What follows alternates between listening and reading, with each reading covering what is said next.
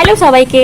আজ কিন্তু সকাল সকাল আমি ঘুম থেকে উঠে স্নান করে নিয়ে চলে এসেছি রুমে, আর এসে একটু চুল আঁচড়ে নিচ্ছি। আর আজকে বাইরে ওয়েদারটা তোমরা একটু দেখো জাস্ট। এখন বাজে ঘড়িতে প্রায় 8:30, কিন্তু দেখে মনে হচ্ছে এখনও সকাল 6:30 বাজে, এত মেঘ করে আছে চারিদিকটা।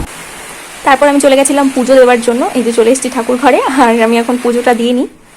পুজোটা তো দিয়ে নিলাম আমি। আর বাইরে তোমরা বৃষ্টির আওয়াজ শুনতে পাচ্ছ? ভীষণ জোরে কিন্তু বৃষ্টি পড়ছে বাইরে।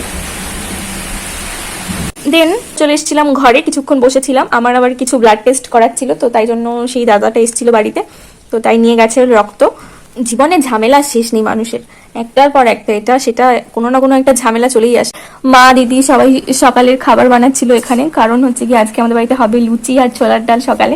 ভাই এসেছে যেহেতু এই যে এটা হচ্ছে আমার মাসির ছেলে, ও এসছে আমাদের বাড়িতে, তো বললো যে মা বললো তাহলে লুচি বানাই সকালবেলা। সকালের খাওয়া দাওয়াটা ভালোই হলো, অনেকদিন পর লুচি খেলাম। আমাদের বাড়িতে খুব একটা লুচি বা তেলে ভাজা কিছু বানানো হয় না, মায়ের যেহেতু বারণ আছে এসব খাওয়া। তো আমার কিছু আরও টুকটাক কাজ ছিল, সেসব করছিলাম। তারপর ভাবলাম যাই একটু রাস্তায় গিয়ে হাঁটি। আর দেখো রাস্তায় হাঁটতে গিয়ে আমি কি পেলাম, যেহেতু বৃষ্টি হচ্ছে তো রাস্তা দিয়ে অল্প অল্প জল যাচ্ছিল, আর একটা ছোট্ট মাছ কোথা থেকে চলে এসেছে। দিদি ডাক দিল যে খেতে আয়, দুপুরে রান্না হয়ে গেছে। তো চলে গেলাম খেতে, আর বসে পড়েছি টেবিলে। তোমাদেরকে দেখাচ্ছি দাঁড়াও কি কি রান্না হয়েছে। এখানে ফার্স্টে আমাকে উচ্ছে ভাজা দিল, আর টক ডালও করেছিল, সেটা আমি নেইনি সেদিনকে। খাই না বলবো না, খাই, বাট সেদিনকে আমার খেতে ইচ্ছা করছিল না তাই নেইনি। তো শুধু উচ্ছে ভাজা দিয়ে খেয়েছি, আর তারপরে ছিল চিকেন, বাস আর কিছুই না, এইটুকুই। তো এই যে আমরা সবাই কিন্তু খেতে বসে পড়েছি, আর মা দিদিকে ভাত বেড়ে বেড়ে কিন্তু দিচ্ছে সবাইকে।